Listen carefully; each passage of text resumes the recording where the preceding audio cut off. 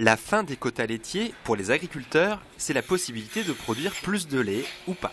Les quantités ne seront plus imposées par l'Europe, mais négociées avec les grosses entreprises de transformation. Cette petite révolution oblige surtout les agriculteurs à se poser de grandes questions sur leurs approches de l'avenir. Est-ce qu'on repart sur de gros investissements pour faire plus de lait et avoir plus de travail, ou alors est-ce qu'on maintient, qu'on continue dans les bâtiments existants, peut-être en intensifiant un petit peu, en pouvant peut-être augmenter un peu la production.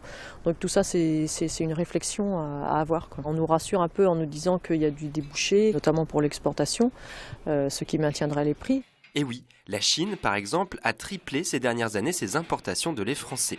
Et bientôt breton même, puisque le lait de ces vaches morbihanaises sera transformé dans la future usine de lait en poudre de Carhaix avant d'être exporté.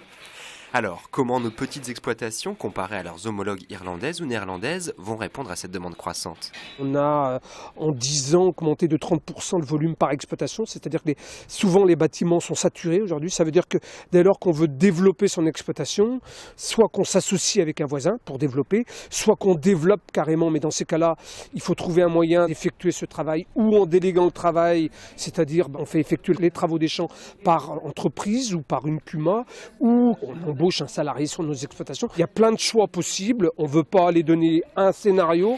Mais pour choisir une stratégie adaptée à sa situation, il faut avoir les clés pour mener une réflexion de véritable chef d'entreprise. C'est pour cette raison que la Chambre d'agriculture propose des réunions d'information à destination des producteurs de lait. La première, ce sera à Questembert le 17 janvier.